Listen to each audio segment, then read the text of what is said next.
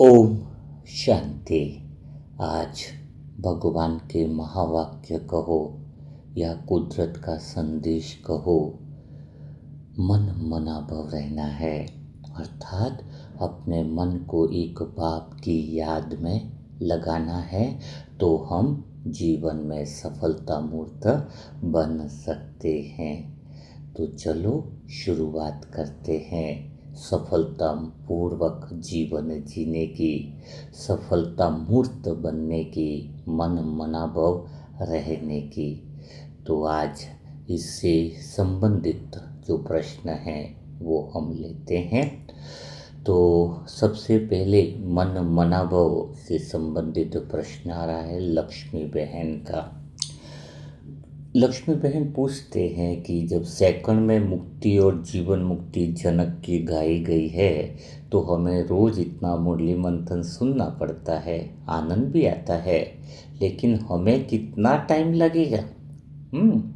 हमें कितना टाइम लगेगा ऐसा 7 स्टार जीवन जीने में?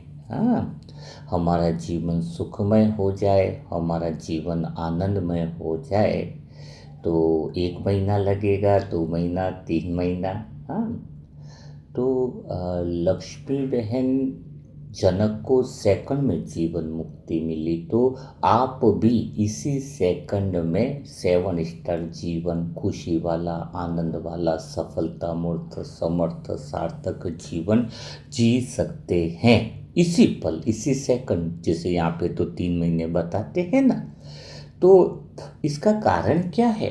हाँ, अलग अलग समय क्यों बताया जा रहा है? क्योंकि वास्तव में अगर कहा जाए तो ये कह सकते हैं कि जो सुनते हैं ना, हम मुरली सुनते हैं, लेकिन तुम मुरली सुनते नहीं हो। तुम वह सुनते हो जो सुनना चाहते हो, तुम वह कहते हो जो तुम कहना चाहते हो, सुनते हुए भी तुम नहीं सुनते हो। हाँ, बहुत गहरी बात है लक्ष्मी बहन। अगर भगवान की मुरली जैसी सुनाई जा रही है, उसके अर्थ के अनुसार अगर कोई एक मुरली भी सुन ले, तो उसका जीवन उसी पल से बदल जाता है। आपने कई बार देखा होगा, ये मुरली मंथन भी सुनते हुए कई बार दोबारा सुनते तो आपको क्या लगता है? अरे ये बात तो छूट ही गई थी मेरी, इस बात को तो मैंने समझा नहीं। आप 4 बार सुनोगे, 4 बार आपको और कुछ नया मिलता है।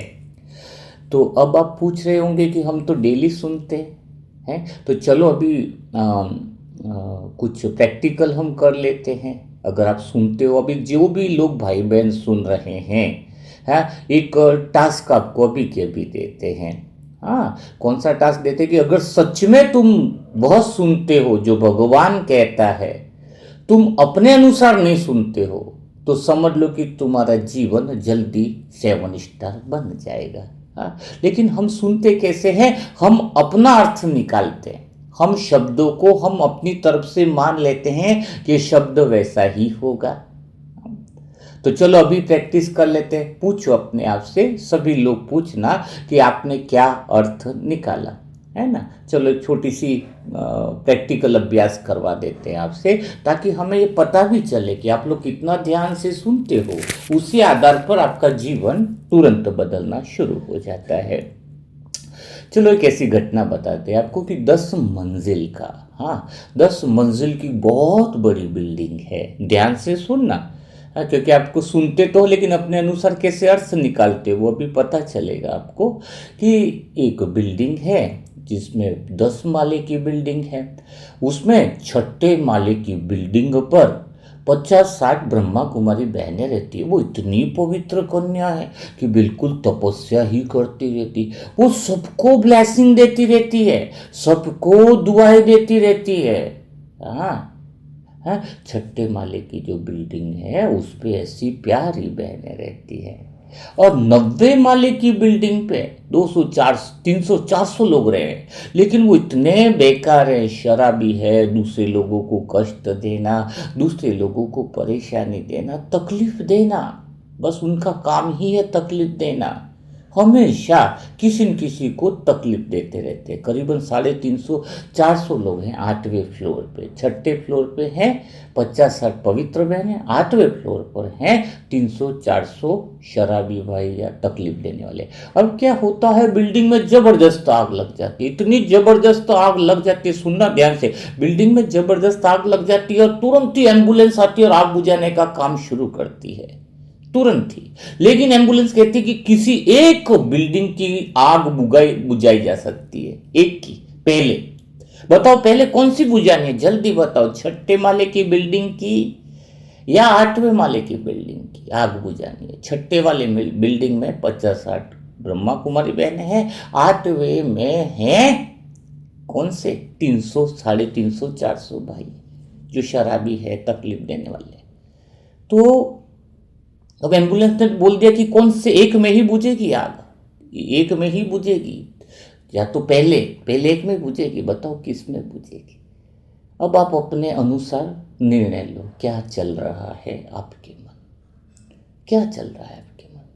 सुना दिया भगवान ने तो अपना महावाक्य सुनाए, मुरली सुनाए। आप क्या अर्थ निकालते हो इस बात में? तो चलो मैं बताता हूँ। आप में से कई सारे लोग ये सोच रहे होंगे कि ब्रह्मा कुमारी बहनों को बचाना चाहिए। आप में से कई सारे लोग ये सोच रहे होंगे कि शराबी भाई को बचाना चाहिए। हाँ, ये आप अपनी तरफ से सुनते हो ना, इसलिए अपना अर्थ निकालते हो। लेकिन वास्तविक बात क्या है? वास्तविक बात है कि मैंने एक ही शब्द को जबकि 3 बार यूज किया। कौन सा? कि बिल्डिंग में आग लगी है और एम्बुलेंस आई है। बताओ किस में पहले आग बुझेगी? है, अब बताओ, एम्बुलेंस का काम क्या आग बुझाना है? सोचो जरा। आप एम्बुलेंस को फायर ब्रिगेड समझ रहे हो, अपने हिसाब से अर्थ अपने आप निकाल लिया। एम्बुलेंस इतनी 3-4 बार मैंने शब्द बोला, एम्बुलेंस शब्द आई है, बताओ किस में आग बुझाई जाए? एम्बुलेंस आई, एम्बुलेंस खड़ी है, वो कह रही है कि किधर आग बुझानी। आपका ध्यान गया एम्बुलेंस पे? है, आपका ध्यान तो एम्बुलेंस को आपने अपने अनुसार सुन के अर्थ निकाल दिया कि ये फायर ब्रिगेड ही है, जो कितना शब्दों में अर्थ है, अलग है। एम्बुलेंस और फायर ब्रिगेड में तो रात दिन का अर्थ है। लेकिन क्या आपने इसको समझा? नहीं समझा। आप वही सुनते हो जो आप सुनना चाहते हो, वही अर्थ निकालते हो जो अपना अर्थ बनाना चाहते हो। और ऊपर से है, इतना तो मुश्किल से अर्थ निकालते, सुनते भी कैसे होंगे? कोई खाना बनाते हुए कोई डिस्टर्बेंस, कोई आ गया तब, कोई ये आ गया तब। बताओ, इतने भगवान के सुंदर महावाक्य है, जो एकाग्रता से इसको सुन ले, एक मुरली भी अगर समझ में आ जाए, एक मुरली भी उसके अर्थ के अनुसार, अपनी मन बुद्धि, अपनी मन मत के बिना जैसा कहा जा रहा है वैसा अगर समझ लिया जाए, तो उसी पल जो है वो लक्ष्मी बहन जीवन मुक्ति संभव है। मैं अपना अनुभव बताऊं, मुझे एक मुरली से ही मेरा जीवन बदला था, एक ओनली वन मुरली से। उस मुरली से मेरे सोचने का ढंग बदल गया, देखने का ढंग बदल गया, लेकिन पूरी एकाग्रता थी। वो मुरली सुनने में, समझने में 7 घंटा लगा था, 7 घंटा लगा था। हाँ, अपनी मन बुद्धि को साइड में रखना पड़ता है, जो भगवान की नज़रिए से हमें देखना पड़ता है कि वो क्या कहना चाह रहा है। तो ठीक है लक्ष्मी बहन, अभी ध्यान से आप सुनिएगा, तरीका समझिएगा। ये तो थोड़ा एग्जाम्पल था। चलो हम आगे बढ़ते हैं, दूसरे प्रश्न की ओर हम आगे बढ़ते हैं। दूसरा प्रश्न जो आ रहा है वह है राज भाई का। राज भाई कह रहे हैं कि आपने आज, क्योंकि मन मना बाबा ने बताया, तो इसलिए मन की बातें सारी जो है वो ली जा रही है। और राज भाई पूछ रहे हैं कि आपने बताया कि मन मना भव, यानी मन में जो विचार हम करते हैं वह हकीकत में बदल जाते हैं। मन के विचार जो हम करते हैं वह प्रैक्टिकल हकीकत में बदल जाते हैं।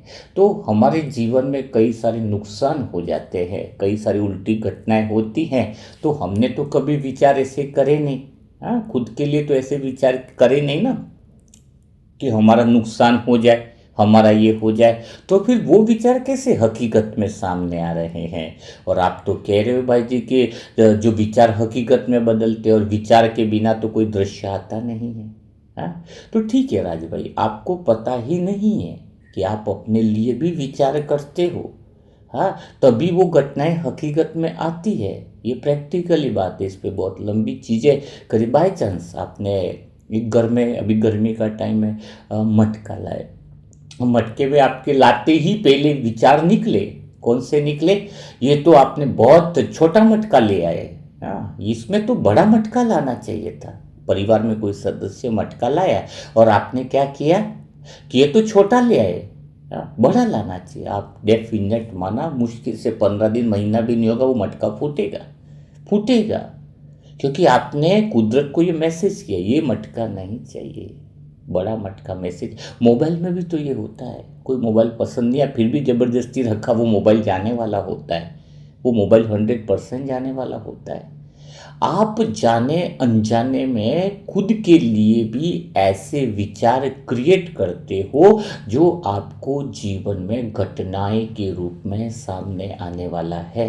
आप देखो अपने जीवन में जो भी आपने घटनाएं अभी हो रही है, कहीं ना कहीं पिछले कुछ टाइमों में आपने जाने अनजाने में कुदरत को वही मैसेज दिया है। इसलिए बहुत ज़्यादा अटेंशन जो है, सावधानी जो है, वह हमें अपने विचारों पर रखनी चाहिए। हाँ, तो ये बात आपको समझ में आ गई होगी राज भाई, शायद और समझाने की ज़रूरत मुझे ना पड़े। हाँ, ये बहुत ध्यान देने की आवश्यकता है। एक बहन, अभी आप लोग समझदार हो गए इसलिए मैं उत्तर को डिटेल में नहीं दे रहा हूँ, फिर भी अगर किसी को आंसर समझ में ना आए तो मुझे व्हाट्सएप पर मैसेज करें तो उसको डिटेल में, क्योंकि अभी आप समझदार हो गए हो, फिर ज़्यादा प्रश्न हम ले नहीं पाते हैं। हाँ, इसीलिए प्रश्नों को जो है जल्दी से लिया जाता है, कम के रूप में, ताकि आपको बातें समझ में आए, आप विचार के महत्व को समझ पाएँ। क्योंकि आज मन मनाभव की बातें तो मन की बातें चल रही हैं। अब हम जो आगे का प्रश्न जो वो ले रहे हैं, वो है मयंक भाई का। मयंक भाई कह रहे हैं कि मुझे डायबिटीज़ की इश्यूज़ है, डायबिटीज़ की प्रॉब्लम्स है। तो जब विचार हकीकत में बदलते हैं, ऐसा कुछ है, तो मेरे तो बीमारी है, आप कह रहे हो कि दुख के विचार अंदर ही ना आए, तो क्या मैं अपनी डायबिटीज़ की बीमारी को भूल जाऊं? हाँ, मैं अपनी बीमारी को ही भूल जाऊं? क्या मुझे करना चाहिए? क्या मेरे विचार फिर कैसे होने चाहिए मेरे? तो मयंक भाई, आप 1 महीने में डायबिटीज़ की प्रॉब्लम से निकल सकते हो, ओनली 1 मंथ में। मैं कहता हूँ जब कैंसर जैसे पेशेंट 40 डेज में निकल गए, निकल गए। लेकिन कारण क्या होता है? अभी कई सारी आत्माएं होंगी जो इस समय सेशन सुन रही होंगी, उनको एक ही बात होती होगी कि कई लोग बीमार होंगे, हमारी तो बीमारी, हमारी बीमारी तो निकल ही नहीं।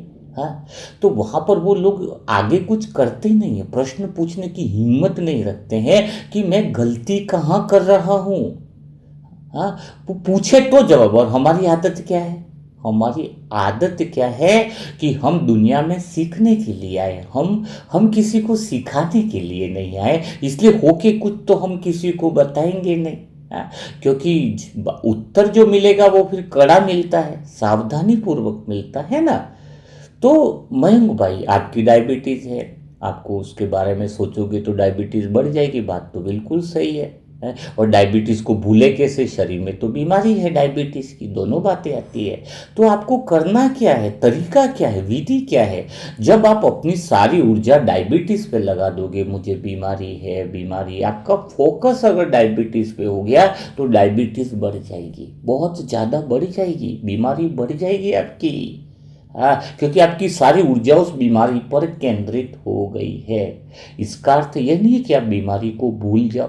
अब आपका पूरा ध्यान स्वास्थ्य पर होना चाहिए। कैसे होना चाहिए? डायबिटीज से हटकर आपका पूरा ध्यान इस पर होना चाहिए, अपने आप से बातें होनी चाहिए कि क्या मैं सुबह थोड़ी एक्सरसाइज करूँ? डायबिटीज में जो चीज़ें जरूरी है ना, स्वास्थ्य के लिए जो जरूरी है चीज़ें, उस पर ध्यान दे दो। डर के ऊपर ध्यान मत दो, कि स्वास्थ्य के ऊपर ध्यान दे दो कि सुबह क्या मैंने एक्सरसाइज कर रहा हूँ, क्या मेरे को खान पान के अंदर जो शुद्धि रखनी चाहिए वो मैं बहुत अच्छे से करूँ, ये डाइट फॉलो करूँ, ये करूँ। हाँ, रात को सोने से पहले हल्का मुझे करना, ये मुझे नहीं खाना, ये वाला खाना बहुत बेस्ट है मेरे लिए। हाँ, है ना। दूसरी फालतू तेल की चीज़ें मुझे नहीं खानी है, करेले का आंवले का जूस पीना है, तो आपका पूरा ध्यान जो है वो स्वास्थ्य पर होना चाहिए, डायबिटीज़ की बात नहीं होनी चाहिए। नहीं तो हमेशा डॉक्टर पूछता है कि तुम्हारा डायबिटीज़ खाने से पहले कितना था, खाने के बाद कितना है, 3 महीने का कौन कौन सा है, सब बात डायबिटीज़ की करते हैं पर खाने की बात कोई नहीं करेगा। तो आपका ध्यान जो इसकी प्रिकॉशंस हैं, पूरा ध्यान, पूरी अपनी स्व संवाद, अपने खुद से जो बातें हैं वो स्वास्थ्य के प्रति होनी चाहिए, स्वास्थ्य के प्रति होनी चाहिए। कारण बताता हूं, क्योंकि हमारे मन में हम जब योग लगा रहे हैं या मेडिटेशन कर रहे हैं, भगवान हमें ये विधि सिखाता है कि हम अपने मन को ऐसा तैयार करें जो शरीर में जो बीमारियां अभी हैं या आने वाले समय में बीमारियां आ सकती है उसको शरीर स्वयं ही ठीक कर दे। ये ताकत है हमारे अंदर, हमारी मन के अंदर वो ऊर्जा है। हम अगर अपने मन को सही तरीके से प्रशिक्षित करते हैं, इसलिए तो यहाँ पे 7 स्टार जीवन मतलब क्या है, आप शरीर से भी स्वस्थ रहो, धन से भी स्वस्थ रहो, मन से भी स्वस्थ रहो, क्योंकि यहाँ पर तो संसार और संन्यास दोनों मिलाकर ज्ञान दिया जा रहा है ना। तो जब मन को प्रशिक्षण मिलता है, सही तरीके से ट्रेनिंग मिलती है, और शरीर भी, फिर शरीर में ऐसी चीजें आ जाती है, मैं आत्मा अपने लिए कहूँ तो मुझे विश्वास है अंदर से कि शरीर में ऐसी ऊर्जा डाल दी गई है जो शरीर में कुछ बीमारियां आने वाली होगी तो वो रोग को पहले से ठीक कर देगा। सतयुग में क्या होता है, शरीर में उस समय भी डैमेज होते हैं, पता नहीं चलता है, लेकिन मन के अंदर वो ऊर्जा है, वो शक्ति है जो शरीर के रोम रोम में बहती है, जो शरीर की हर एक कोशिकाओं को ऑटोमेटिक रिप्रोग्रामिंग करती है, बनाती रहती है। एक्चुअल में वो सतयुग अभी आ रहा है। आप बीमारियां जो आने वाली है उस पर विजय प्राप्त कर सकते हो अगर आपका पूरा ध्यान स्वास्थ्य पर है, बीमारी पर नहीं है। अब डायबिटीज छोड़ो, आप ये ध्यान होना चाहिए कि अगर मैं सही तरीके से डाइटिंग और सब चीज़ों को फॉलो करता हूँ तो शरीर में एक ऐसी शक्ति विकसित होगी जो आने वाले समय में शरीर में होने वाली बीमारियों को भी स्वतः ठीक कर देगी। इतना कमाल है मन की ऊर्जा का। तो ये बात शायद आपको समझ में आ गई होगी। तो हम इससे आगे बढ़े। जिन जिन को बीमारियां हैं, बीमारियों पे हाथ जोड़ के निवेदन है, फोकस कम कर दें और स्वास्थ्य पर ध्यान दें, डाइट पर फॉलो करें, अपने रूटीन पर फॉलो करें, मन को अच्छा रखने पर फॉलो करें, बीमारी की बात बिल्कुल न करें। ठीक है, तो आप जल्दी से 1 महीने में भी बहुत अच्छे कवर करके आप रिजल्ट जो है वो आप जो है वो ला सकते हो। आगे का प्रश्न हम ले रहे हैं रेखा बहन का। रेखा बहन कहते हैं कि भाई जी आपने बताया कि मैं सकारात्मक विचार करूं और कोई नेगेटिव विचार नहीं काटे। हाँ, कोई नेगेटिव विचार न काटे तो वो विचार सक्सेस हो जाते हैं। तो मेरी थोड़ी धन की समस्या चल रही है। हाँ, रेखा बहन पूछ रहे हैं। तो भाई जी ईमानदारी से मैं कह रही हूँ कि मैं 1 महीना या 1.5-2 महीने हो गए, मैं डेली कह रही हूँ कि मेरे पास धन आ रहा है, धन आ रहा है, लक्ष्मी आ रही है, लक्ष्मी आ रही है, बहुत अच्छे से आ रही है। हाँ, लेकिन सच बताओ तो लक्ष्मी तो अभी तक आई नहीं, धन तो अभी तक आया नहीं।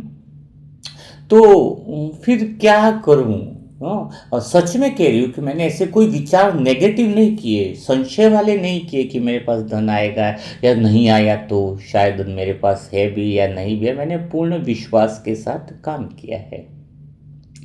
तो देखो रेखा बहन, सच है आप प्रश्न पूछते मुझे बहुत अच्छा लगता है, क्योंकि मेरा अंतर्मन यही रहता है कि भगवान जो हमें कह रहा है, तो कितना भी ज्ञान है, कितना भी समझ है, अगर हम प्रैक्टिकल समस्याओं का समाधान न करें तो वो शास्त्र कोई काम का नहीं, वो ज्ञान कोई काम का नहीं, वो समझ कुछ भी काम की नहीं है। हमें बहुत मज़ा आता है क्योंकि दुनिया में अभी लोगों को समाधान चाहिए, सॉल्यूशन चाहिए, वो सब कुछ करने को तैयार बैठे हैं। हाँ, तो रेखा बहन गलती कहाँ हो रही है वो भी तो ज़रा हम देखें। अब इसमें 2 चीज़ों में तो गलती आपकी नहीं हो रही है कि लक्ष्मी आ रही है, लक्ष्मी से आप प्यार कर रहे हो, सब कुछ बहुत बढ़िया है 2 महीने से। तो गलती एक आ रही है आपके अंदर कि आपको सही समझ की बाकी है, सही समझ का ज्ञान नहीं है। लक्ष्मी मन क्या है, धन मन क्या है, जरा समझो बात को। अगर लक्ष्मी 2 महीने पर भी होने पर आपके पास नहीं आ रही है तो लक्ष्मी आप पे प्रसन्न है, नाराज नहीं है। हाँ रेखा बहन, बहुत समझना होगा आपको बात को। लक्ष्मी तो जिसको तुम इतना निरंतर याद कर रहे हो वो आपसे नाराज कैसे हो सकते हो? उसको प्यार कर रहे हो, लक्ष्मी आए तो बहुत अच्छी बात है, धन आए तो बहुत अच्छी बात है, तो आप पे नाराज कैसे हो सकते हो? तो पहला ये विचार निकालो कि लक्ष्मी मुझसे नाराज है। समझ में आया? लक्ष्मी आपसे बहुत ज्यादा प्रसन्न है, लेकिन लक्ष्मी की एक विशेषता है कि जिस पे प्रसन्न होती है उसके पास लेट आती है, और जिस पे नाराज होती है उस पे पहले चली जाती है। जिस पे नाराज है ना, जिसको लक्ष्मी की कदर नहीं कर रहे हैं, अपनी इच्छाओं की पूर्ति का साधन मान रहे हैं, वो लक्ष्मी उनके पास पहले चली जाती है। तो जिनके पास लक्ष्मी नाराज है उनके पास पहले जाती है। और उन लोगों के पास क्या हो रहा है, जिनके पास लाखों रुपए आपने देखा होगा, उनके पास न संतुष्टता है, और लक्ष्मी रहते हुए भी और लक्ष्मी पाने की दौड़ है। करोड़पति तो भी खुश नहीं है, वो लक्ष्मी है उनके पास फिर भी खुश नहीं है, और पालू और पालू और पालू। हाँ, लक्ष्मी की समझ ही नहीं है उनके पास, और ज्यादा असंतुष्ट हो रहे, और ज्यादा दौड़ रहे, और ज्यादा पागल हो रहे। तो लक्ष्मी क्या कहती है, जिस पे प्रसन्न होती है वो कहती है कि मैं तेरे पास आऊं, अकेली ना आऊं, सरस्वती के साथ आओ। हाँ, सरस्वती यानी समझ। लक्ष्मी कहती है आप पे प्रसन्न है रेखा बहन, वो कह रही है कि मुझे अकेले मत इनवाइट करो, मुझे तो सत्यनारायण के साथ बुलाओ, भगवान के साथ बुलाओ, मुझे समझ के साथ बुलाओ। अगर तुम्हारे अंदर वो समझ आ गई है रेखा बहन, तो लक्ष्मी तो आई पड़ी है। तो लक्ष्मी क्या, कई बार लक्ष्मी आ रही लक्ष्मी नहीं आए तो भी फिर हम खुश रहने की कला तो सीख ही लेते हैं, क्योंकि भगवान का इतना ज्ञान मिला है, इतनी समझ मिली है। तो हम क्या कहते हैं, ठीक है भाई लक्ष्मी तो चाहिए, लक्ष्मी को हम कह रहे हैं, लेकिन हमारी समझ बढ़ती जाए, हम ऑलरेडी संतुष्ट रहने लग जाते हैं, हमें पता चलता है लक्ष्मी का रोल है पर इतना भी नहीं है। हाँ, तो जब हमारे अंदर ये समझ आ जाती है, संतुष्टि आ जाती है, सरस्वती आ जाती है, तो लक्ष्मी तो रास्ते में ही है, ऑटोमेटिकली लक्ष्मी आ जाएगी आपके पास, है ना। और आप लक्ष्मी को धन्यवाद देखो कि लक्ष्मी को ये बोलो हमेशा कि आप हमेशा आ जाओ, और जरूरत पड़े उस समय पहले आ जाओ, जरूरत पड़े जब आवश्यकता उसके पहले आ जाओ, समय पर आ जाओ। आपने देखा होगा कई लोगों को कि कई लोगों के पास धन नहीं है, लेकिन क्या धन्यवाद देते हैं कि जब भी मुझे जरूरत पड़ी पैसा आ ही चुका है मेरे पास, है। और जो बड़े लोग हैं वो अभी भी संतुष्ट नहीं है, आपको जब जब जरूरत पड़ी है, मुझे खुद ही अपने जीवन का अनुभव है, जब भी सेवा कार्यों में जरूरत पड़ी, अभी तो बहुत ज़्यादा जरूरत थी, बहुत ज़्यादा सेंटरों की बुकिंग आ रही है, तो एक विचार आया था कि इतने सारी बुकिंग से कैसे पॉसिबल है, लेकिन भगवान जो है वो स्वतः ही वो लक्ष्मी भेज देता है। लेकिन लक्ष्मी की तो ये पहली विशेषता है कि सरस्वती, अगर आपके पास लक्ष्मी के विचार कर रहे हो फिर भी धन नहीं आ रहा है, तो आप सरस्वती पर ध्यान दो, आप समझ पर ध्यान दो, लक्ष्मी के यूज पर ध्यान दो, आप तरीके पर ध्यान दो, आप संतुष्टि पे ध्यान दो।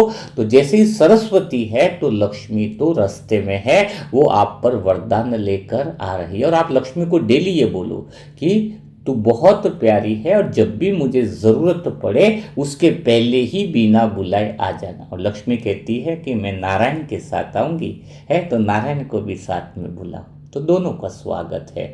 और भगवान की बातें तो हम सुन रहे, तो उस निश्चय और विश्वास के साथ रेखा बहन आप कीजिए, लक्ष्मी आप पे बहुत प्रसन्न है, लेकिन अभी इसलिए नहीं आ रही है, शायद अभी आने पर तो तुम्हारा नुकसान हो सकता है, कहीं व्यर्थ पाप बन सकते हैं, कहीं मन की संतुष्टता जा सकती है।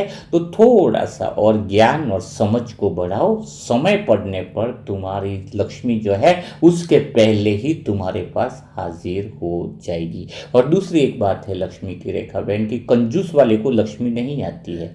जैसे कोई कहते हैं ना खजाने पे सांप की तरह ऊपर बैठे रहते हैं, है, लक्ष्मी छोड़ने से आती है, जरूरतमंद पे लक्ष्मी बरसती रहती है। हम जिसका यूज करें, जो किस्मत के भरोसे बैठे, जो जुआ खेलते हैं, सट्टा खेलते हैं, उनको डर रहता है। डर किसको रहता है? लक्ष्मी के लिए, कि आज गई तो मैं कमाऊं कैसे वापिस, वो तो किस्मत के भरोसे बैठे है ना। और जिसके अंदर योग्यता है वो लक्ष्मी जाने पर डरता नहीं, उसको तो पता है और चाहिएगा तो मैं और मेरे पास आ जाएगा। जिसको पुण्य कर्मों का बल है वो नहीं डरेगा कि लक्ष्मी भी अगर मैंने सेवा में लगाई तो कहाँ से आएगी। जब पुण्य बल पे भरोसा है तो वापिस व्यवस्था भगवान कर देता है। और तो ये भगवान की तो विशेषता है, कुदरत की विशेषता है। लक्ष्मी फ्लो में चाहिए, उसकी ऊर्जा को रोके हुए मत रखो। बैंक में पड़े पड़े रोकोगे तो गलत जगह कई बार हम आदेश दे देते। कई लोग घर में लक्ष्मी पड़ी और क्या कहते हैं, ये 4 लाख 5 लाख तो इमरजेंसी में ही काम आएंगे, इमरजेंसी कोई बीमार होगा काम आएगा, बीमार होगा तब काम आएगा। एक जने के पास 18 लाख थे, इंदौर की बात बता रहा हूँ, 17-18 लाख तो वो यही कहता था, ये तो इमरजेंसी में काम आएगा। इमरजेंसी में क्या काम आया, उसकी पत्नी को बीमारी हो गई, गले में ऑपरेशन कराया, तो पूरा ही 17-18 लाख गया। लो बताओ, अब वो क्यों गया, क्योंकि उसने विचार ही वैसे किए थे कि ये पैसा इसमें काम आएगा। लेकिन जब हम ये विचार करें कि ये पैसा तो अच्छे काम में आए, चाहे ईश्वरीय कार्य में आए, और पैसा लक्ष्मी फिर आती ही रहती है, कहीं कम नहीं होती है। बीज हम बोते हैं तो एक समझ हो, और हम अपनी योग्यता को बढ़ाएं, क्षमता को बढ़ाएं, तो डर नहीं रहेगा, चिंता नहीं रहेगी। तो ये बात आपको जो है वो समझ में आ गई होगी। है, आपके प्रश्न का समाधान हो गया होगा। तो लक्ष्मी तो रास्ते में है, सरस्वती पर ध्यान दो, वो तो आपकी जरूरत से पहले ही आपके घर पर दस्तक देने वाली है। तो चलो हम जो है वो आगे का प्रश्न लेते हैं, तो शायद हमें और ज़्यादा समझ में आएगा, बहुत बढ़िया आएगा। आगे का प्रश्न है मीना बहन का। मीना बहन कहते हैं कि डेली कितना अच्छा ज्ञान मिल रहा है, समझ मिल रही है, मन को समझाना पड़ता है, मन को ट्रेनिंग देनी पड़ती है, लेकिन ऐसा कुछ हो जाए कि मन भगवान में ही लग जाए, मन को समझाना ही नहीं पड़े तो कितना अच्छा हो जाए। हाँ हाँ, मीना बहन पूछ रही, मन को समझाना ही नहीं पड़े तो कितना अच्छा हो जाए।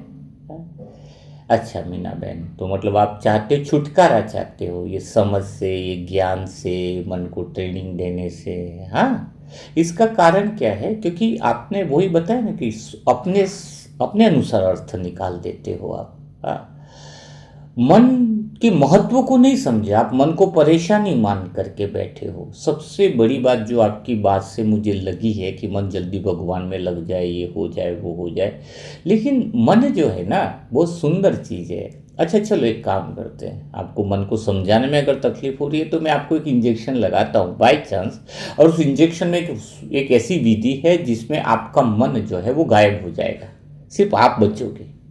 अगर मीना बहन में आपको एक ऐसा इंजेक्शन लगाओ जिसमें आपके पास मन नहीं रहेगा, आपका मन गायब हो जाएगा, सिर्फ आप ही रहोगे। अब आप काम भी करोगे, खाना भी खाओगे, लेकिन किसी की बात का बुरा भी नहीं लगेगा, ना कोई फीलिंग आएगी, आपको कोई फीलिंग भी नहीं आएगी। मन नहीं है तो फीलिंग कहाँ से आएगी, सुख दुख शांति शांति, किसका कोई फीलिंग नहीं आएगी।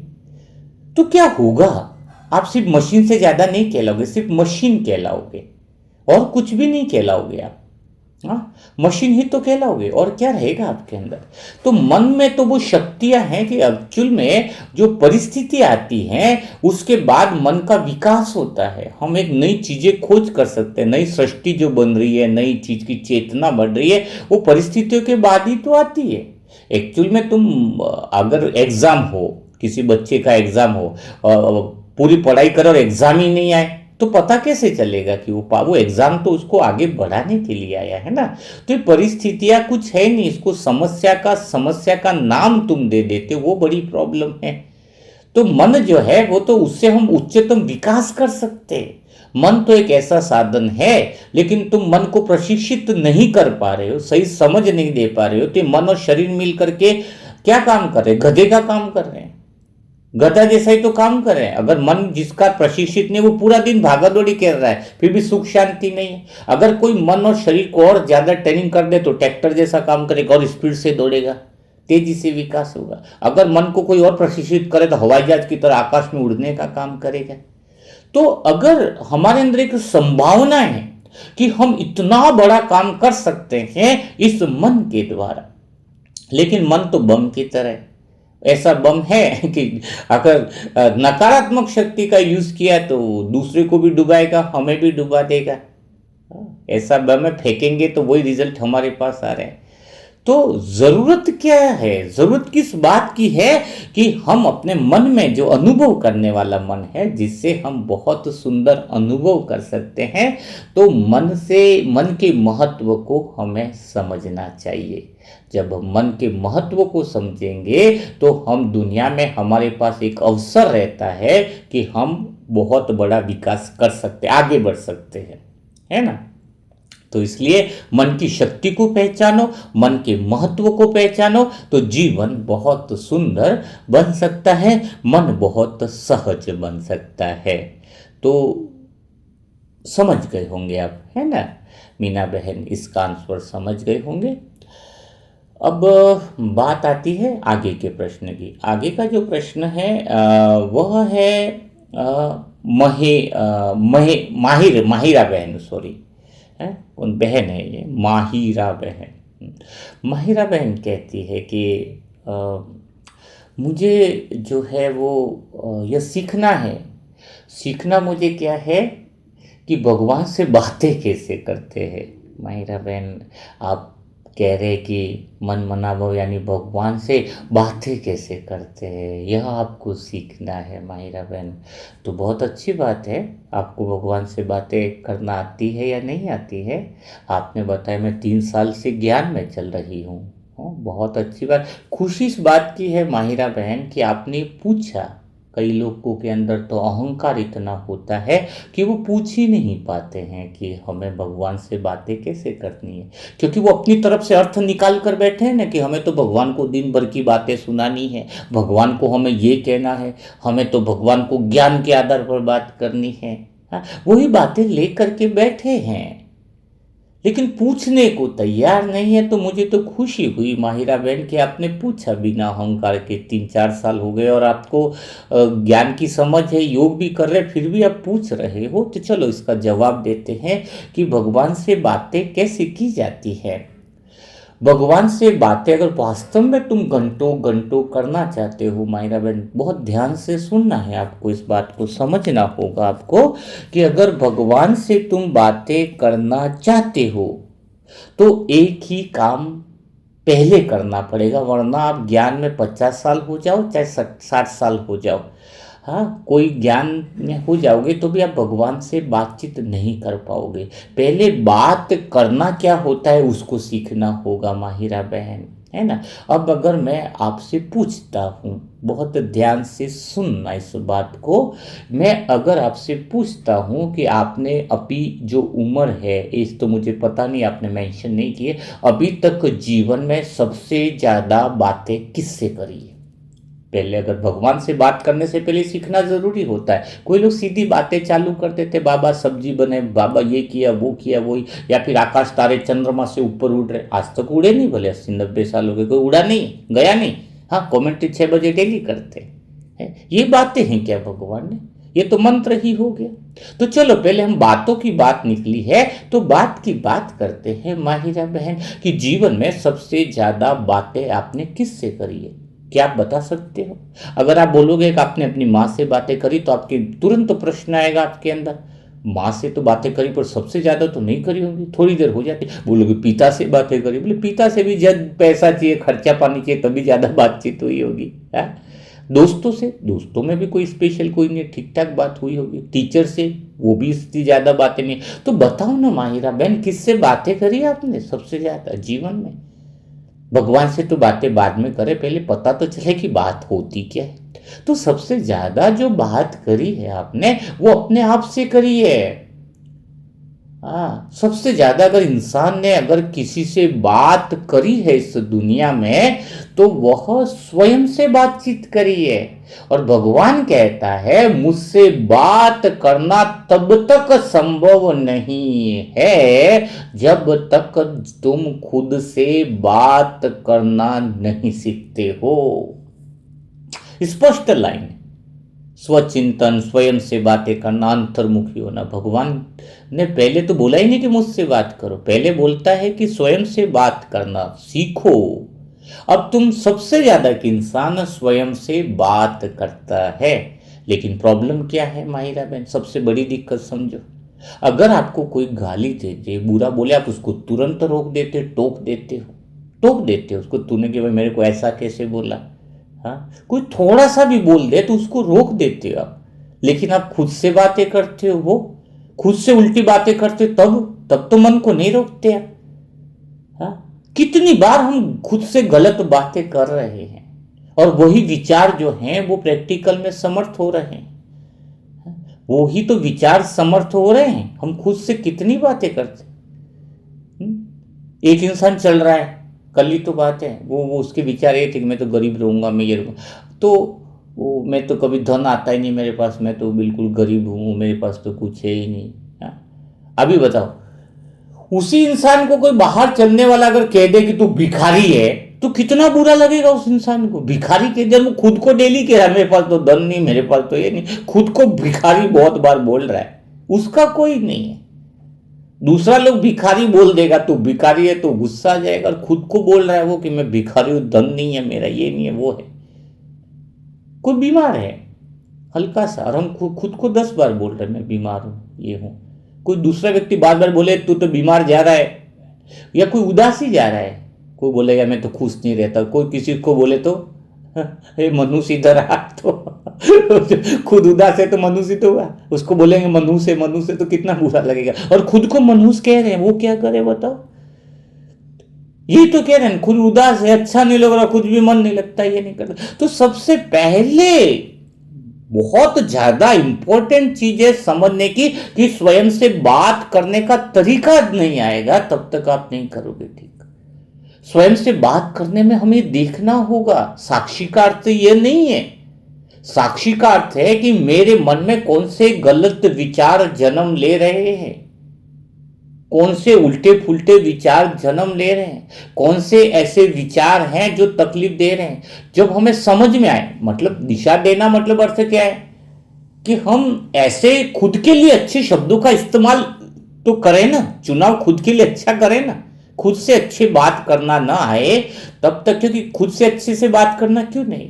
जब कोई इंसान बाहर से बुरा बोलता है तो हम उसे रोक देते, भाई तेरी हिम्मत कैसी बोलने की, लेकिन अंदर कोई रोकने वाला है नहीं, अंदर कोई है नहीं, अंदर भाई जी भी नहीं है जो भाई जी आपको बोले डंडा लेके भाई तुम क्या बात कर रहे बताओ, अंदर तो तुम अपनी ही कर रहे हो ना। तो अंदर कोई है नहीं जो आपके मन को रोके और बोले कि तुम गलत बोल रहे हो, तेरी हिम्मत कैसी हुई मन को बोलने की। तब मन से सवाल पूछते हो कि तेरी हिम्मत कैसी हुई बात करने की, मन तुम्हें कितना नचा रहा है। हम पूछते हैं मन से, जैसे पूछना शुरू हुआ स्व संवाद, स्वयं से बातचीत बहुत बेटर शुरू हो गई, हमारे मन के साथ कम्युनिकेशन बढ़िया हो गया। जैसे मन कहे कि वो इंसान, मन का काम क्या है, बंदर की तरह उल्टा सुल्टी करना, कहानियां बनाना। दो जन बात कर रहे हैं, मन बोलेगा ये तो आपके बारे में बात कर रहे, तुम्हारी बुराई कर रहे, तुरंत मन बोलता। तो हम खाली एक ही सवाल पूछ रहे हैं, क्या तू 100% सत्य बोल रहा है। तुरंत एक सवाल मन को, तू क्या 100% सत्य बोल रहा है, तेरी बात में 100% सच्चाई है कि क्या वो मेरे बारे में बात करे। मन चुप हो जाता। मन भविष्य में डरा है, पूछो भाई क्या बात है, हाँ कि जो तू बोल रहा है क्या सच्चे के भविष्य में हम ऐसा हो जाएगा। मन चुप हो जाता है क्योंकि उसको पता भविष्य का तो पता नहीं ऐसा होगा। मन का काम क्या है, कहानियां बनाना, डराना, धमकाना, तुरंत ही बाहर की कमेंट्री सुनाना। कमेंट्री तो सुनाता है मन, और क्या करता है। तो जब साक्षी भाव का अर्थ क्या है, साक्षी भाव का अर्थ है कि हम देखें कि वो मन हमसे जो बात करे वो ढंग से करे, इज्जत से करे। इज्जत मतलब कौन सी, वो वाली नहीं।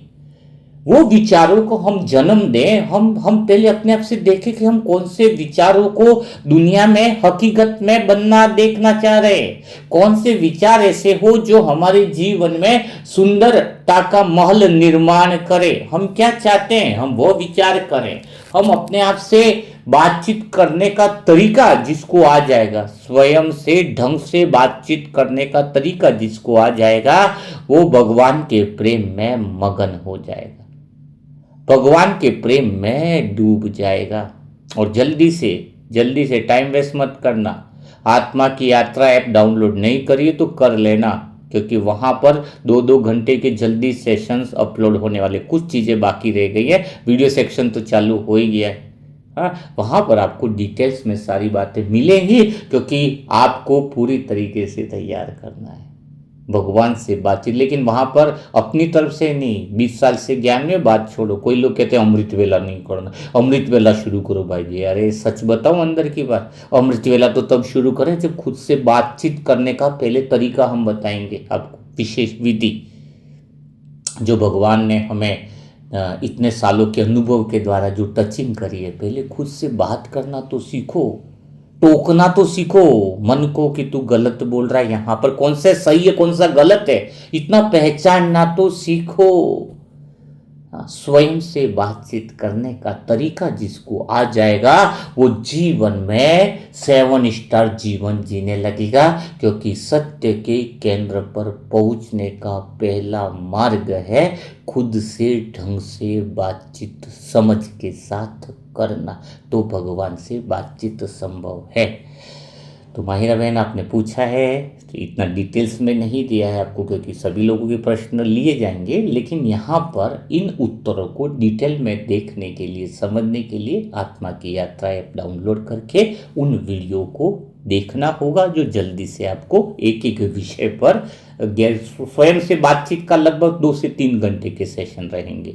हाँ, ताकि आप प्रैक्टिकली योग ही हो जाएगा, वो योग ही है, क्योंकि अब कमेंट्री तो रहेगी नहीं, आकाश से उड़न तारा से उड़ो, उससे तो कुछ होना नहीं है। हाँ, तो हमें तो वो चीज़ें देखनी है जो हम चाहते हैं, क्योंकि वो भी विचार तो देखो, कोई बोलेगा कि हम तो सूक्ष्म तारे से ऊपर जा रहे, चंद्रमा से ऊपर जा रहे, तो वो भी विचार हकीकत में बदलने वाले हैं, वो तो सबके बदलने वाले। इंसान मरेगा तो ऊपर जाएगा ही विचार तो तुम्हारे वो भी हकीकत में बदलने वाले कि मैं तारों से अभी नहीं जा रहे 80-90 साल से, लेकिन अंत समय में तो विचार तो हर एक हकीकत में बदल रहे हैं। मुझे बहुत मजा आता है मन के विचारों को देखने का। तारों से ऊपर जा रहे, चंद्रमा से ऊपर जा रहे, लेकिन अभी नहीं जा पाओगे, मरने के बाद ही तारों के ऊपर, चंद्रमा के ऊपर जाओगे। और अगर अभी जाना है भगवान के पास, जीते जी मरना, तो ये विधि से करो, ज्ञान को सही समझ से करो, मन की मान्यताओं को खत्म करो।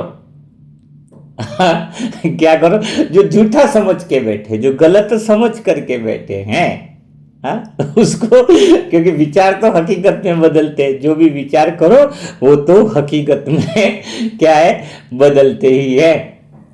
समझ में आया कि नहीं आया? लेकिन लोग अपने अपने तरह से अर्थ निकाल रहे ना, सही अर्थ नहीं निकाल रहे। रावण का क्या था, अपना अर्थ निकालता था। रावण इसलिए तो कहा गया, मंदोदरी ने उसको समझाया रावण को कि राम कितने, वो भगवान का रूप है, वो तीनों लाखों लोगों के नाथ हैं, वो तो स्वामी हैं, वो जो चाहे कर सकते हैं, वो तो विष्णु के अवतार हैं, वो तो इसके अवतार। राम की 1 घंटा 1.5 घंटा महिमा सुनाई ताकि रावण को समझ में आ जाए। तो रावण क्या बोलता है उसको, रावण बहुत मुस्कुराया, तो मंदोदरी को लगा कि रावण को समझ में आ गया। मंदोदरी को क्या लगा कि रावण को समझ में आ गया है, अब वो युद्ध नहीं करेगा, लेकिन वही अपने अनुसार अर्थ निकालना। तो रावण क्या बोलता है, मंदोदरी को बड़ा खुश हो गया। तो मंदोदरी का आपको समझ में आ गया? नहीं, रावण बोला मुझे पता है, तू राम का नाम ले करके मेरी महिमा कर रही है, ये सारी महिमा तो मेरी है, राम की थोड़ी है, ये सारी महिमा तो मेरी है। तो मंदोदरी कहती है, अरे मैंने तो राम का नाम लेकर के महिमा करी है, तो तुम्हारी महिमा कैसे हो सकती है? मैंने तो स्पष्ट रूप से बोला है कि राम ये है, राम वो है, राम ये है। तो मंदोदरी कहती है, वो रावण कहता है, अरे तू तो पत्नी व्रता है, मैं सब जानता हूं, मैं तेरी बातों को समझ गया हूं, क्योंकि पत्नी जो है, वो जो पतिव्रता होती है, वो कभी भी अपने पति का नाम नहीं लेती है, इसलिए तूने मेरे नाम की जगह उसका नाम लिया, मैं सारी बात समझ चुका हूं। तो ऐसे जो रावण कुल की आत्माएं होती है ना, उसको कितना भी सही तरीके से समझाया जाए, वो समझ ही नहीं पाती है। समझती है पर अपने अनुसार अर्थ निकालती है, अपने अनुसार अर्थ। बहुत सत्य कुल की जो आत्मा है, जो जिसके अंदर सात्विकता, प्योर सात्विकता हो, वो इस बातों को समझ जाता है। सात्विकता यानी सत्वगुणी, और सत्वगुणी की एक विशेषता है ना, एक साथ नहीं आते। सत्वगुण अगर इकट्ठे हो जाए ना इस दुनिया में, जितने भी देखो गली मोहल्ले में देखो, बुरे लोग को ऐसी बात नहीं कि ज्यादा होते, बुरे लोग कम होते, 5, 10, 20। आप नाम गिनाओ गली में कौन बुरे, तो आपको सभी बुरे लोग नहीं दिखाई देंगे, अच्छे लोग मिलेंगे, सारे 5-7 बुरे मिलेंगे, है ये गुंडे मवाली सब लोग। लेकिन बुरे लोगों में इकट्ठा होती है, एकता होती है। सद्गुण वाले इकट्ठे नहीं रहते हैं, ये तो सबसे बड़ी प्रॉब्लम है। गली में 5 बदमाश होंगे तो 5 इकट्ठे रहते हैं, टोली में चलेंगे। और सद्गुण वाले, सद्गुणों का इसलिए ना, बुराई भी तो सब, एक बुराई करो दूसरी बुराई साथ में आ जाती है। आप काम विकार में कोई इंसान जाने वाला, उसको क्रोध, काम विकार पूरा हो, या कोई कामना है, कोई कामना कर रहा है, कोई इच्छा कर रहा है, कामना उसकी पूरी ना तो क्रोध तैयार रहता है साथ में ही है। और क्रोध और कामना अगर पूरी ना हो तो क्रोध तैयार, और कामना पूरी हो जाए तो लोभ भी तैयार सामने, और लालच बढ़ेगी आगे। तो विकार तो झुंड में चलते। इसलिए तो भगवान कहता है यहां भी ज्ञान की कमी नहीं है ब्रह्मा कुमारी में, अच्छे लोगों की कमी नहीं है, लेकिन एकता की कमी है, एक मत की कमी है। यही एक काम बाकी रह गया इसके अंदर, क्योंकि सद्गुणों में नहीं। जैसे कामना करी तो क्रोध साथ में आ गया, कामना करी पूरी हो गई तो लोभ साथ में आ गया। और सद्गुण कैसे अलग है? जैसे जैसे हृदय में प्रेम होना चाहिए, सत्यता, हृदय में शालीनता हो, नम्रचित्त, ये सद्गुण है ना। लेकिन जहां सत्यता वहां से हृदय से प्रेम गायब हो जाता है। बताओ, अब किसी को सच बोलेंगे, तूने ऐसी कैसी गलती करी, तेरी तुझे पता है ये सब तू गलत कर, अब सत्य बोला है तुमने, लेकिन उसके प्रति तुम्हारा प्रेम गायब हो गया। कोई बोलेंगे, वो सामने वाले को उल्टा क्या बोलेंगे, पता है मुझे कड़वी बात, सच बात तो बहुत कड़वी होती है। अरे भाई वाह, सच भी बोला, प्रेम भी गायब हो गया, सामने आए। तो सद्गुण तो एक आया तो एक गया, एक आया और एक गया। सत्यता बोली, सामने वाले को सच्चाई बताई तो प्रेम गायब हो जा रहा है, और प्रेम करे तो सच्चाई गायब। सामने वाले को अगर सच बोले तो प्रेम गायब, और प्रेम रखे कि भाई तू बहुत अच्छा है जैसा है वो, तो सत्यता गायब। बताओ, यही तो कला है, सद्गुणों को इकट्ठा रखने के लिए ही तो हमें मेहनत है। इसलिए कल परसों पहले कभी समझा ना, 4 विद्वान एक साथ नहीं रह पाते, लेकिन 4 शराबी है, जुआरी है, वो एक साथ रह लेंगे, इकट्ठा रह लेंगे। कारण क्या है? क्योंकि विद्वानों की सबसे बड़ी एक कमी कमजोर है। बड़े बड़े जो निमित्त भाई बहन होंगे, यहाँ पे ऐसा मत समझा कि स्पेशली किसी का नाम लिया जा रहा है, लेकिन बड़े बड़े निमित्त भाई बहन होंगे ना, तो उनको अकेले में नहीं रखे सकते, एक साथ नहीं रखा जा सकता। कारण है क्योंकि इंसान की एक फितरत है, सद्गुणी वाली आत्मा है ना, जिसके अंदर सम्मान अकेले में पाना चाहते हैं, और निंदा सबकी, बुराई हो तो सबके अंदर शामिल हो जाएंगे, सबकी बुराई हो हमारी क्यों, और जहां सम्मान मिले कि तुम अच्छे हो, वो अकेला ही पाना चाहता है। लेकिन जुआरी लोग या वो लोगों को क्या, बुराई आई तो कोई टेंशन नहीं, निंदा की कोई बात नहीं। तो विद्वान लोग जो हैं, ज्ञान में सबसे लास्ट में जो अटकता है, सभी लोग ज्ञान समझ जाएंगे बाबा के बच्चे, लेकिन सबसे बड़ा ज्ञान का अहंकार होना, और ज्ञान की अहंकार, ज्ञान तो है लेकिन मुझे ज्ञान है उसका अहंकार होना, और अहंकार की जिसको समझ है वो ज्ञानी है। अभी देखो ना आप खुद, क्यों अभी इतनी सारी आत्माएं मनसा परिवार में इकट्ठी हुई है, तो बहुत खुशी की बात है। लेकिन कई सेंटर में जाओगे तो कई बहनें नहीं मानती है बात को। उनको पूछते भूख तो छोड़ो, हम उनको बोलते चलो भाई भूख है आपका, इतने सेंटर पे जा रही है भूखा नहीं, तो हम उनको बोलते जो काम अच्छा है वो तो करो। एक बहन कल बता रही थी कि मनसा परिवार क्या क्या, इतनी डिटेल की क्या भाई बात, दुआ देना तो गलत काम नहीं है ना, दुआ देना तो अच्छा काम है। सुबह टास्क करना अच्छी बात है, दोपहर को टास्क करना अच्छी बात है, शाम को अच्छी बात है वो शुरू कर दो, जो अच्छी बात है वो शुरू कर दो, जो तुम्हें लगती है। तो दुआ भी देने का काम नहीं करेंगे।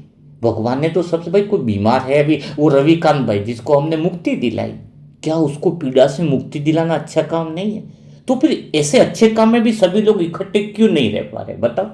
एक अपना अहंकार कि मैं छोटा हो जाऊंगा, मैं किसी ग्रुप में जाऊंगा तो छोटा हो जाऊंगा। और सबसे बड़ी बात, सेंटर में कोई सामान्य बहन जाके पूछेगी घर गृहस्थी वाली, यहाँ पर तो दुआ देने का बहुत बढ़िया काम हो रहा है, दुआ से वो ठीक हुआ, दुआ से वो ठीक हुआ, आप भी दुआ दो।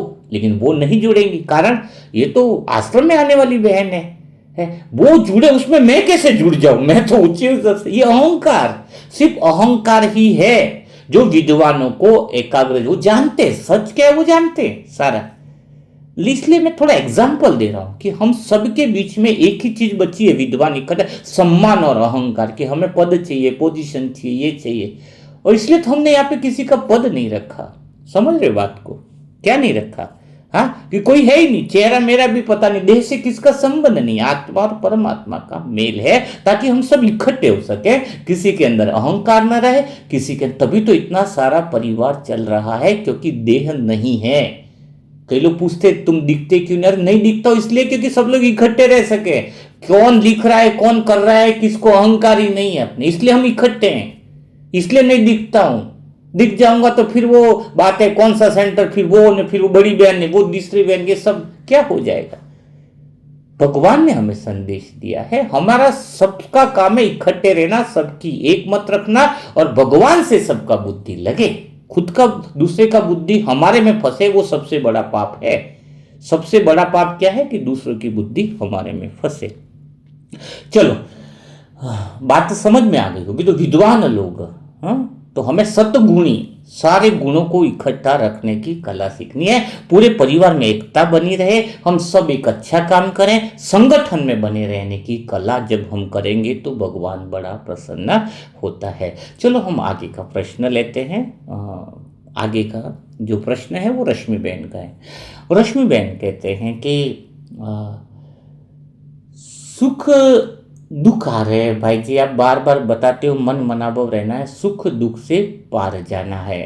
हाँ, सुख दुख से पार जाना है तो उसे कैसे किया जाए, कैसे निकला जाए उसको? अभी तक आप बताते हो पर विधि हमें समझ में नहीं आ रही है। सेवन स्टार जीवन का जीवन जीने का पहला तरीका है कि मन को सुख दुख से पार ले जाने की कला सीखना। तो हम कैसे उस विधि को समझें? तो बात तो सही है, और उनके साथ में दो चार बहनों ने और मिल करके किया है। प्रीतम बाई भी हैं, दो चार कुमार बाई होंगे शायद सेंटर के, तो बोले हम सबका ये प्रश्न है। प्रीतम बहन, लक्ष्मी बहन, बहुत अच्छी बात है। तो प्रीतम भाई, शुरुआत कहाँ से करनी है ना? शुरुआत कहाँ से करनी है? आपको सुख दुख से पार जाना है, दुखों से मुक्त होना है, सुखों से भी मुक्त होना है। हाँ, कुल मिलाकर के प्रीतम भाई, लक्ष्मी बहन, आपकी बात यही आ रही है। तो इतना मुश्किल काम नहीं है, बहुत आसान काम है। भगवान ने हमें इतनी प्यारी समझ दी है कि जीवन बहुत आनंददायक है। आप क्या करते हो, एक बात तो समझो, आप पूरा जीवन भगवान के, अगर मैं ज़्यादातर बच्चे अगर देखा जाए तो जो देखा है, जो अपना अनुभव अंदर से आता है, वो बातें मैं शेयर करूंगा प्रतिबंध, क्योंकि मैंने पहले ही बताया, प्रश्न या तो पूछो मत, पूछो तो बात का जवाब कड़क मिलेगा। हाँ, कड़क जवाब मिलेगा, जो देखा है वो मिलेगा। तो आज तक 60-70 साल, 80 साल, 90 साल बाबा के हुए, कोई 50 साल से ज्ञान में, कोई 30 साल से ज्ञान में, कोई 40 साल, वो हमेशा क्या प्रयास किया उसने योग के अंदर, भगवान से बातों में, या पुरुषार्थ क्या किया? वो एक ही काम में लगा रहा, ये मेरे पास दुख आ गया है, इस दुख से मेरी मुक्ति हो जाए। ये पूरा सुख है तो सुख से भी पार जाना, तो उसमें भी लगा कि सुख से भी मुक्ति हो जाए। अभी कुछ लोगों के अंदर, जिनके अंदर समझ है, पहले कैटेगरी के तो वो लोग हैं जो दुखों से मुक्त होने के लिए शिव बाबा के पास आए कि दुखों से मुक्त हो जाए, दुख से छूट जाए, दुख से तो दुख से, और इतने साल से कर रहे हैं लेकिन दुखों से छूटे नहीं। ये भी सत्य बात है। कौन कह रहा है जो दुखों से छूटा हुआ? तो जरा हमें बताए, व्हाट्सएप पर मैसेज करें तो हम उसको नमन करेंगे। तो कुछ लोग हैं जिन्होंने दुखों से मुक्त होने के लिए मेडिटेशंस किया है, और कुछ लोग हैं जो आगे की समझ है, जिसने दुख और सुख से पार जाने का प्रयास किया है। लेकिन इसके ऊपर भी एक लोग है, इसके ऊपर भी लोग हैं जो है सत्यता के केंद्र वाले, तीसरी समझ वाले लोग हैं। बात को समझना, ध्यान से अर्थ निकालना इसका। पहले हैं जो दुखों से मुक्त होना चाहते, दूसरे हैं जो दुख सुख से पार होकर के मुक्त होना चाहते, तीसरे लोग जो हैं वो सच में विधि को जानते हैं। तो तीसरे लोग क्या काम करते हैं, तीसरी समझ क्या है? क्योंकि आत्मा का, सत्यता का जो केंद्र है वो हमें तीसरी समझ देता है, और तीसरी समझ यहां पर मिलती है कि न तो हमें दुख से पार जाना, न हमें सुख से पार जाना है। समझो बात को, पहले हमें यह पता लगाना है कि दुख और सुख बनते कैसे। अगर हमें यह समझ में आ जाए कि दुख सुख बनते कैसे हैं, शुरू कैसे हो रहे हैं, तो हम ऑटोमेटिक दुख सुख से मुक्त हो जाएंगे, सत्यता के केंद्र पर आ जाएंगे। तो आपकी समझ जो है प्रीतम भाई, यहां से शुरुआत होगी। डायरी और पेन हो तो आपको लिख लेना चाहिए कि मेरे दुख और सुख शुरू कहां से होते हैं। हाँ, बताओ, तो दुख और सुख शुरू कहां से होते हैं? दुख और सुख कहां से होते हैं? हमारे विचारों से। यहां से समझो, एक जने का मोबाइल है, आराम से शांति से बैठा है, ट्रेन में आराम से घूम रहा है, मस्ती से, ट्रेन के कोच में बैठा है, बर्थ में, वो मोबाइल चार्जिंग लगाया और बाथरूम चला गया। अब मोबाइल किसी ने चुरा लिया, मतलब जब वो वापिस आया तो मोबाइल 80,000 लाख रुपए का आईफोन, मोबाइल चला गया। अब वो हो गया दुखी, मेरा मोबाइल चला गया लाख रुपए का। ओ इतना बेचैन, पूछो मत, इधर उधर भाग रहा है, दौड़ रहा है, ये कर रहा है, वो कर रहा है, बड़ी मुश्किल से चारों तरफ। 15-20 मिनट हो गया, दुखी हो गया। फिर अचानक जो है वो पास में दूसरी सीट्स पे पीछे वाली पे एक भाई रहता है और उसने वो आईफोन उसका लिया था, अर्जेंट कुछ देखना था, कॉल करना था, चार्जर लेना था और उसने बोला कि यहाँ पर आप कोई दिख नहीं था और ये चार्जर मुझे यूज़ करना था। मैंने कहा सोचा कि चार्जर मेरा अर्जेंट कॉल आ रहा था तो वही चार्जिंग से चार्जिंग करना था, फ़ोन मैंने रख लिया, ये रहा आपका फ़ोन। फ़ोन लेते वो वापस खुशी की चमक आ गई उसकी, अरे मेरा फ़ोन आ गया, वापस मिल गया मुझे। अब बताओ इसके जीवन में दुख का निर्माण कहाँ से हुआ प्रीतम भाई, जरा सोचो। जो था वो गया तो दुख आया, मतलब जो था उसकी कदर नहीं थी, उसके पास फोन था, अभी फोन तो वापिस आ गया तो कोई नई चीज तो नहीं आएगी, जो था वही मिला उसके पास, लेकिन कितना खुश हो गया। फोन गया तो दुख, वो विचार ने दुख दिया ना कि मेरा फोन गया, वो विचार आया। दूसरा फोन मिला तो उसको विचार आया, ये सुख बना। अब आपको ये सोचना है कि विचार से सुख और दुख मिला। जब हम स्वयं से बात कैसे करते हैं उसके आधार पर सुख और दुख का निर्माण होता है। एक गली में एक जने की डेथ हो गई हार्ट अटैक से। क्या हुई? हार्ट अटैक से डेथ हो गई सुबह अचानक आधे घंटे में। अब गली में दूर का पड़ोसी है, उसको हॉस्पिटल में भी ले गए तो भी हॉस्पिटल में डेथ घोषित कर दी। अब वो एक जो दूर का व्यक्ति जो अखबार पढ़ रहा है उनको बताया कि अरे फलाने भाई है वहां पर जो रहते थे उनकी डेथ हो गई। तो अखबार पढ़ते गए, हाँ आजकल तो मौतें बहुत हो रही है, उसको इतना असर नहीं आ रहा है। एक दोस्त को पता चला कि तुम्हारा दोस्त तो मर गया हार्ट अटैक से। अब उसने 20 लाख रुपया उससे लिया हुआ था और किसी को पता नहीं था, एक दिन पहले ही जो मर गया उसने भी, वो तो खुश हो गया, अरे यार अब तो किसी को पता नहीं है, अब तो मर गया, अभी क्या टेंशन, अब तो देना नहीं पड़ेगा। एक उसकी पत्नी वो बहुत ज्यादा रो रही है कि अरे मेरे हस्बैंड अचानक चले गए, बच्चे तिल मिला रहे, रो रहे। तो घटना तो एक ही है, मृत्यु की घटना एक ही है, लेकिन सबको तो दुख नहीं दे रही है, सबको इक्वल दुख नहीं दे रही है। वो अखबार पढ़ रहा है उसके लिए नॉर्मल बात है, आजकल तो बहुत डेथें हो रही है, आजकल तो डॉक्टर भी ऐसे हैं जो ध्यान नहीं रख पा रहे। एक जन ने बोला 20 लाख रुपया लिया है तो वो तो खुश हो रहा है उस मृत्यु से कि मेरा पैसा आ रहा है। एक जन जो है वो पत्नी वो दुखी हो रही है। तो घटना एक ही है, दुख सुख कैसे बन रहे हैं? वो अपने अनुसार स्व संवाद से बन रहे हैं। स्वयं के विचार कैसे हम करें, इसलिए तो आपको स्वयं से बातें करना सिखा रहे हैं, तभी तो भगवान से बातें आप कर पाओगे। कोई भी घटना सुख दुख तब देती है जब उसको हम अपने अनुसार बात करते हैं और तुलना करते। ये तुलना करने वाला मन हमें दुखी करता है। ये तुलना करते हम, ये अच्छा ये बुरा एक लेबल जरूर लगाते हैं हम हर घटना पे। वहीं से सुख दुख का निर्माण होता है, वहीं से सुख दुख का निर्माण होता है। जैसे आप लेबल लगा दिया ये सुख है ये दुख है, तो आपके जीवन में सुख दुख का लेबल लगाने से, वो सुख दुख विचार करने से आपके जीवन में चालू हो जाता है, जिसको कहते हैं तोलू मन, तुलना करने वाला मन। और ये तोलू मन जब तक जिंदा है तब तक आप सुख दुख से मुक्त नहीं हो सकते। कुत्ता खुश है क्योंकि उसके अंदर तोलू मन नहीं है। अगर उसके अंदर भी मन आ जाए तोलू तो वो सोचेगा मैं जिसके प्रति वफादार हूं वही मुझे धुतकार देता है, मेरी कोई इज्जत नहीं, मेरी पूछ इतनी क्यों टेढ़ी है, बाकी के तो सब पूछ अच्छी। भगवान ने मुझे ऐसा कैसे जानवर बनाया जो रहने का भी ठिकाना नहीं है? मैं ऐसा कैसे बना जो पड़ोसी वाला कुत्ता कर मेरे पे भोग करके चला जाता। अगर उसके अंदर तुलना वाला मन डाल दे तो वो क्या सोचेगा? सोचो, अगर गधे के अंदर भी तुलना वाला मन आ जाए तो गधा क्या सोचेगा, मेरे पर इतना बोझ क्यों ढोते, मैंने क्या किसका बुरा किया अगर बंदर में तोलू मन आ जाए वो सोचेगा यार मेरा चेहरा ऐसा कैसा अजीब सा बनाया, मेरी क्या जिंदगी है। चींटी के अंदर तोलू मन आ जाए तो वो क्या सोचेगा कि मुझे इतना छोटा बना दिया भगवान तूने, थोड़ा तो बड़ा बनाता कभी भी लेकिन वो तो सहज रूप से चल रहे हैं, तोलू मन नहीं है उनके अंदर, तुलना वाला मन। और इंसान के अंदर तो इतनी तुलना है कि जीवन ही खराब करके बैठा है। तो हम उस तोलू मन से, ज्ञान की समझ से अपने मन को सहज बनाए, सुख दुख में सहज बनाना सीखे, वो कला सीखे, तो जीवन बहुत सुंदर बन जाता है। चलो 1 घंटा होने आ रहा है, छोटी सी घटना से मैं बात को फिनिश करना चाहूंगा, समाधान करना चाहूंगा कि एक बाबा थे, ठीक है, उस बाबा का नाम था शून्य बाबा ताकि आपको समझ में आए सहज मन। तो वो शून्य बाबा था, बहुत समय के पहले की घटना है।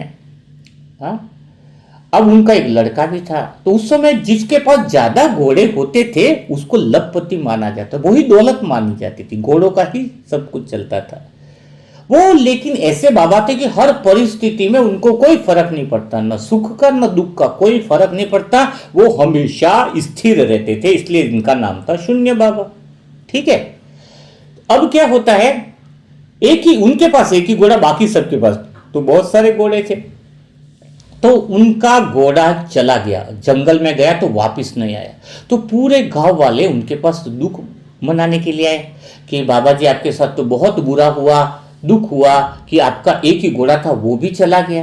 तो उसने कहा कि अभी अभी से कैसे कह सकते हैं कि ये घटना दुख की है। बाबा ने क्या बोला, अभी से कैसे कह सकते हैं कि ये घटना दुख की है? फिर लोग भी सोचे गांव के तो पागल हो गया है, एक ही घोड़ा था वो भी चला गया और कह रहे कि अभी से कैसे कह सकते हैं कि घटना दुख की है। और फिर थोड़े समय बाद 6 दिन ही होंगे, वो ही घोड़ा वापिस आया, जंगल के 6-7 घोड़ों के साथ लेकर के आया, और 6-7 घोड़े ले आया। बातचीत हुई होगी, दोस्ती हुई होगी, घोड़े और आ गए। जैसे 6-7 घोड़े गांव वालों को पता चला, तुरंत भाग करके आए और बाबा के पास, बाबा तुम्हारी तो लॉटरी खुल गई, तुम्हारी तो जीवन में भाग्य खुल गया, तुम्हारे जीवन में तो सुख ही सुख आ गया है, तुम्हारे जीवन में तो सुख ही सुख आ गया है। वो बोले अभी से कैसे कह सकते हैं कि ये घटना सुख की हुई है, ये घटना सुख देने वाली, थोड़े टाइम देखते हैं ना, अभी से कैसे कर दे कि ये घोड़े आ गए, एक घोड़ा था तो 8 घोड़े आ गए, अभी से कैसे कह सकते हैं कि ये घटना मुझे सुख दे रही है, या फिर यह सुख वाली घटना अभी से तो नहीं कह सकते। वो लोग गांव वाले भी सोचे बाबा तो सटिया गया है, क्या पता इतना एक घोड़े की जगह 6-7 घोड़े आ गए, तो भी कह रहा है कि बाबा कि ये तो अभी से कैसे कह सकते कि सुख की घटना हुई है। फिर थोड़े टाइम के बाद ही जो उसका एक लड़का था, उस घोड़ों को ट्रेनिंग देने का काम करता था, लेकिन वो जो घोड़े आए थे वो तो जंगली थे। तो उस घोड़े ने उसको बच्चे को गिरा दिया और उसकी पाँव में फ्रैक्चर हो गया, एक पाँव में छोटा सा फ्रैक्चर आ गया। हाँ, तो वो चल नहीं पा रहा, फ्रैक्चर आते ही वो खाट पे उसको लेटा दिया और उस पर पट्टी वट्टी करा दी, और वो बाबा उसका ध्यान रखने लगा। तो सभी लोग मिलने के लिए आए और बोले कि ये अरे बाबा आपके बच्चे के साथ बहुत बुरा हुआ, एक ही तो बच्चा है, उसकी भी टांग में फ्रैक्चर आ गया, ये तो बहुत ही बुरा हुआ है आपके साथ। फिर बाबा बोले अरे अभी से कैसे कह सकते कि ये बुरा हुआ है, अभी से कैसे कह सकते कि अभी से बुरा हुआ है। फिर थोड़े टाइम के बाद क्या हुआ कि उसी गांव में आज जो राजा था उस पूरे इलाके का, तो वहां पर किसी और राजा ने युद्ध कर दिया था, तो उनको सैनिकों की आवश्यकता थी, तो गांव के सारे नौजवानों को ले लिया कि एक भी नौजवान बचना नहीं चाहिए। लेकिन वो जो घोड़ा था, जो लड़का था, वो तो पाँव का फ्रैक्चर था, उसको तो रहने दिया, बाकी सब ले गए। और उस नौजवान युद्ध में ऐसा युद्ध राजा हारा कि सभी नौजवान मारे गए। वो गांव में सभी लोग रोने लगे कि गांव में एक ही लड़का जिंदा बच्चा है, वो बाबा का। और बाबा के पास आकर के बोला कि आप कितने भाग्यशाली हो, कम से कम आपका लड़का तो बच गया, बता। तो इस घटना से मैं ये जो तरीके होते हैं वो आप तक समझाने के लिए, आप क्या करते हो, सबसे बड़ी सहज मन कैसे बने, हमारे जीवन के सबसे पहला ज्ञान और पहली समझ क्या है। आप तुरंत घटनाओं पर लेबल लगा देते हो, ये सुख की घटना है, ये दुख की है।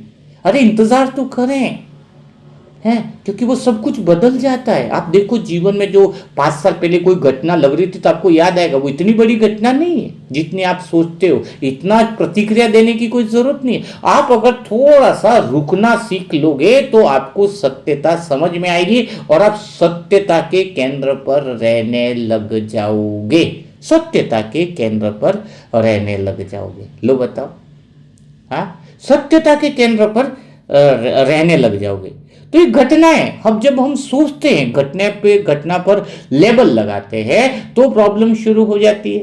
हाँ, लेबल नहीं लगाना। एक भाई है, मैं थोड़ा सा आपको प्रैक्टिकल, आपको पता है मेरे जीवन में प्रैक्टिकल एग्जाम, मधुबन का एक भाई था जो अपने मनसा सेवा ग्रुप में ऐसे आ गए होंगे, है, उनको लगा कि यहाँ पे कुछ गलत हो रहा है, ये हो रहा है, बुके हो छप रही है, बुकों का प्रकाशन का कुछ लिया जा रहा है।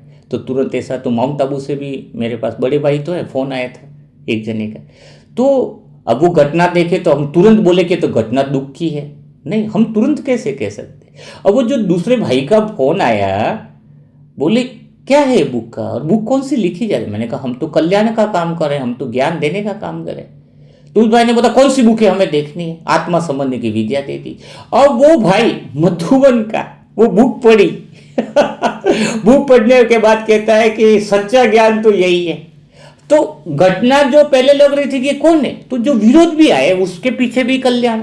अब वो इतना दीवाना हो गया, इतने ज्ञान की समझ में आएगी कि लगभग वहां से आज की तारीख में 150 से 200 भाई बहन है समर्पित, जो अपनी बुकें पढ़ रहे हैं। सोचो जरा। और उस कई भाई बहन तो घर के एड्रेस पे मंगवा के मधुबन में लेकर के गए बुके है। और अभी बातचीत चल रही है, इसलिए हम थोड़े रुके कि मधुबन के स्टॉल में भी जल्दी बुकें मिलेंगी, जल्दी होगा वो भी।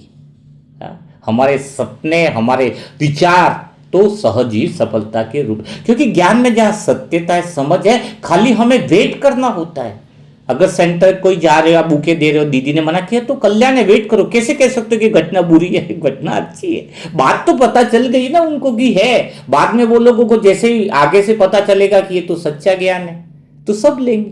तो आप आज से थोड़ा ये सीखना शुरू करो प्रीतम में, है कि प्रीतम भाई और जो कुछ लोगों ने पूछा कि घटना पे लेबल मत लगाओ कि ये अच्छा ये बुरा। तोलू मन अगर हटा दिया तो तुम सुख दुख से पार चले जाओगे।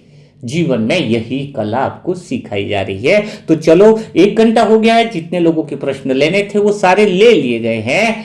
तो आज का मुरली मंथन कैसा लगा जरूर कमेंट बॉक्स में अपने अनुभवों के द्वारा शेयर कीजिए। कोशिश कीजिएगा कि अपनी तरफ से अर्थ न निकालें, जो सुनाया जा रहा है उसी बातों को सुनाया जाए, उसी बातों को उसके अर्थों में लिया जाए। तो उसी बातों को आप क्या सही अर्थों में ले पा रहे हो? तो एक टास्क आपको देते कि अभी सेंटरों के और चारों तरफ से बुकों के बहुत ज्यादा ऑर्डर आ रहे हैं, बहुत ज्यादा बुकिंग आ रही है, उम्मीद से ज्यादा आ रहे हैं। तो फिर क्या आप लोग तैयार हो उस बुकों में 63 जन्म की 63 बुकों के सहयोग करने में? अगर तैयार हो, जैसा बोला जा रहा है, अगर वैसा समझ पा रहे हो, तो व्हाट्सएप नंबर है 7202921969। इस मोबाइल नंबर पर जो डेली मुरली मंथन सुन रहे वो वहां पर ओम शांति लिखें, अपना नाम लिखें और पुण्य कर्म करने के लिए अगर तैयार हैं तो आ जाए।